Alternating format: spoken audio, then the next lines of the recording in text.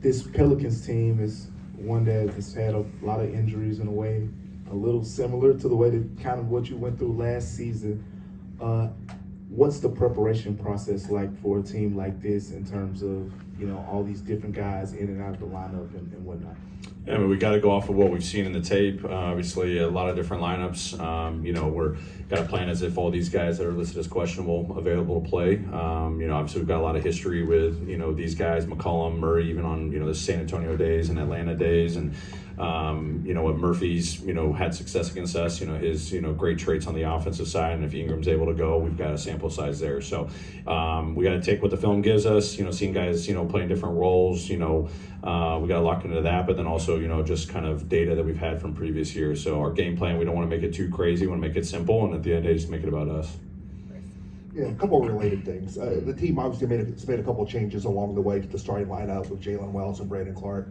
One, is your sort of instinct to stick with that unless there's a reason not to? And two, do you think the way the team has used its depth, deployed its depth this season, does that change the importance of a starting lineup designation? I'll go to the second one. I mean, we definitely talk about what our starting lineup means and setting a tone for us, but we got to play the full 48 minutes. So like the combinations we have with our bench units, trying to understand like how we can finish halves or finish games. Sometimes that's on how the team's playing. Everyone's got to play and earn those minutes and those critical minutes. But when it comes to the starting lineup, we're definitely open-minded to potential changes. I can't pinpoint one thing that would make us want to change. I've liked what we've had. Even with Scotty's the point guard, Ja's the point guard. I love the BC JJ combination that's historically been really good for us.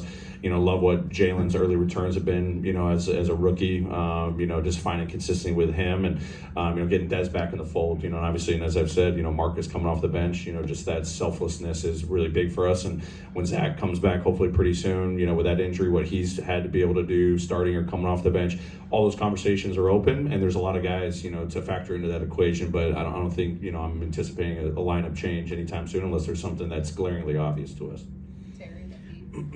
Injury update on Zach and Gigi, make sure he's progressing and nothing set back. Yeah, no, Gigi's progressing well. There's no really formal update there. With Zach, I think, probably end of the week or middle of next week, we're starting to get him ramped up a little bit more on the court. So hopefully it's on the, shorter term. Coach, because of the depth of this team, how much easier does it make it for you to determine rotations because you have a bench that can not only hold the lead but can expand the lead? Yeah, I mean it's definitely a great blessing to have so many guys that can impact winning. And as I just kind of answered a moment ago, like I'm definitely thinking a lot about what is our starting lineup, because before you can play the full 48 minutes, you got to get off to a good start. But the wave of guys that we can bring in off the bench, trying to still give them a rhythm. We do want to have shorter bursts with higher intensity, but I also want to be mindful of giving the guys an opportunity to develop some kind of chemistry with their teammates, but also just rhythm for themselves. Whether we're asking them whatever we are asking them to do defensively or offensively. So the fact that we got a lot of depth, it allows me to have a lot of confidence that if we are very intentional with who we're putting out on the floor, starting or in the middle of the first quarter, it's the middle of the second quarter, whatever it is, we're just reading what the game's dictating, what the guys are showing us, so that we're making sure we're playing that full 48 minutes to the standard that we ask.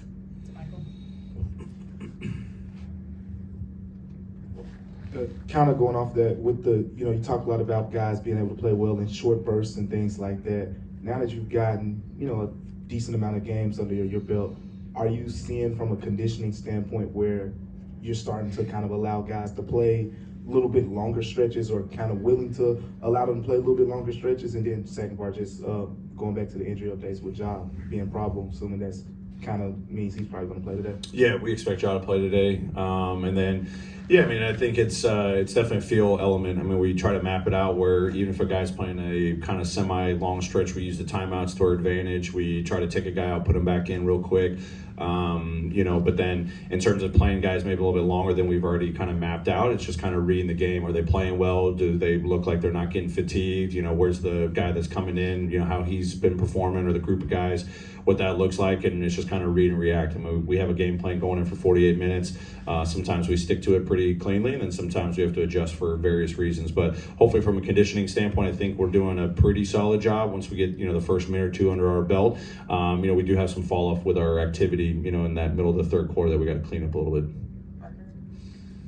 Taylor, first off, hope you had a great Thanksgiving. Thank you. You too. And so, over the past month, with Ja out and even Marcus out, you've had to run more lineups without a traditional point guard. And I feel like the three guys that have really kind of enhanced that were Luke, Santi, and Jake, all averaging 3+ assists, great effects on the offensive end.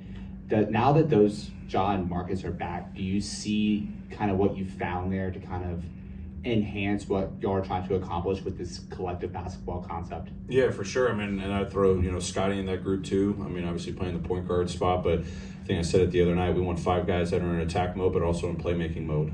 If we're playing collective basketball, whether it's off our pace or the movement patterns we talk about, if we're making quick decisions, it's going to put a lot of guys in position to have the ball in their hands more. They're beneficiaries of other teammates' movement and their playmaking ability and vice versa. So when you talked about, Jake, Santi, I forget who the other person was. Luke, excuse me. I think those guys have done a great job, like the non-traditional point guard lineups. As long as we're playing fast and we're playing collective basketball, I think those guys have really thrived in that. And then we keep talking about how our style of play should enhance everyone on the roster, not just the guys that are complementary, as you would define them at times. I think all these guys need to be attack, playmaker, scorers, for us. So having depth in that, regard to the pace, and then having multiple guys that are having 3, 4, 5 assists a games. I talk about pretty much every game. We have almost all but maybe 1 or 2 that 2+ assists. That distribution is really important to, I think, the efficiency that we can create in our offense and the balance. Great, thanks.